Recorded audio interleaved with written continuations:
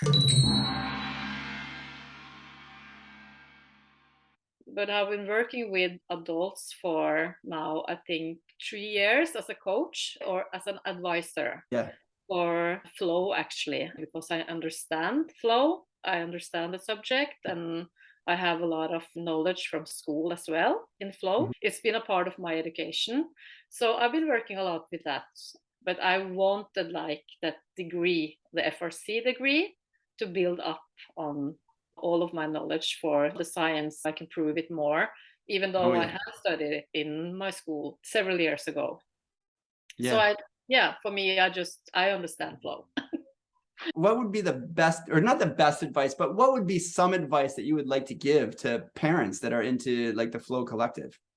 Yeah, I would say I'm working a lot with the challenge, and of course you have some skills. So the balance, the flow, it's all about balance and the acceptance of that sometimes there is struggle. The kids are growing and Yes. it's painful, and it's of course they will meet some painful things out there. It's normal, but let's try to have that like the positive mindset that is we're going to go through this, and don't stress out every time, and just think, okay, the balance is really important. So if you want to think balance, think about how it is for them out there. When the struggle is out there, it's really important that you don't have too much struggle at home.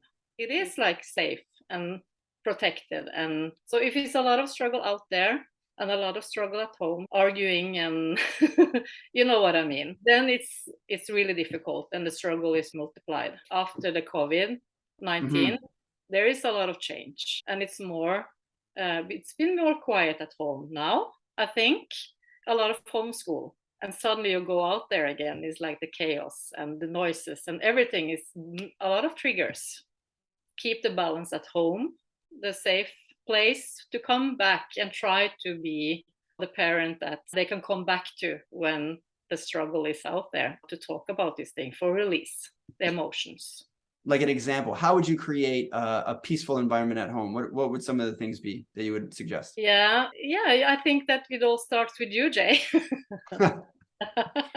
Okay, well, Not, metaphorical. yeah. Starts with the parents. We have to be in balance in some way. So if you're not in balance, the whole house is like off.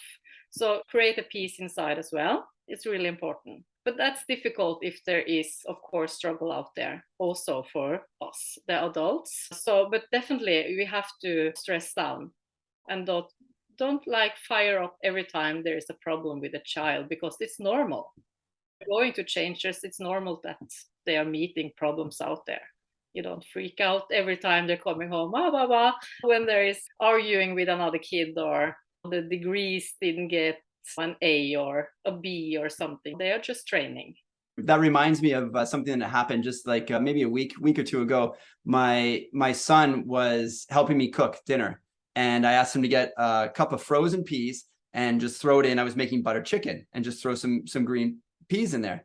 And within 10 seconds, there's frozen peas scattered all over the floor. Yeah. Yeah. And it happens. And I look at it and I'm like, oh, and the I know. stress I know. hits and Yeah. you're like, okay, what can I do with this? Yeah. And I go, okay, well, this is chopstick practice. Grab some chopsticks and we're going to start picking up the peas with chopsticks. And he's like, what? I'm like, yeah, come on, let's have a race. Let's get some bowls and we'll see who can get the Yeah. most peas out of this. And it was just a quick reframe from Yeah. a stressful situation. How do we have some fun with I this now? think that's cool.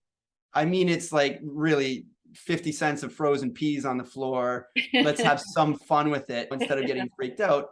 But it was cool because he understood that he made a mistake. He didn't Yeah. need to be punished because of it. It wasn't anything where he was like, did something wrong or bad. It's just, there was a mistake. It was an accident. He dropped Yeah. it, and he's just learning. So, okay, well, how Yeah. do we take this and make it a learning opportunity, where we're Yeah. not stressed out at home all the time? Yeah. And I he's think got to that's practice good. using chopsticks. I think that's a really good example there, Jay, because as a kid, you're supposed to learn also how to clean up after yourself. Oh, yeah. Yeah, and That that takes is years. when there's problem outside, you have to clean up as well. It's all a part of the lifetime. We have to learn it in some way. So spilling something, okay, well, let's go and pick up something and we just going to clean up afterwards. And that's a training process as well, you know, them to be a part of that. And I think the parents are really like building our kids in the cotton, everything we do, cleaning, everything, especially in Norway, I promise you. And we are like driving them everywhere to the practice of handle everything. So I think maybe the more in the cleaning process.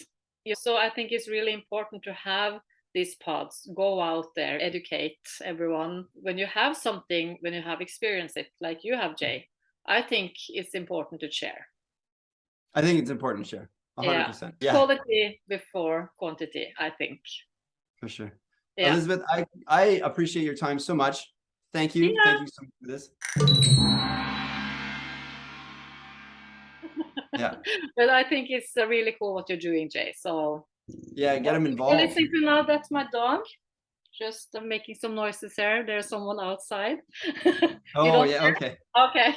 Yeah, I heard it. I was like, what is You that? heard Is it it? like a Yeah. growling? My dog. There was someone outside of my window here. Oh, I thought you were really hungry or something. I didn't know. Yeah, it's not my stomach.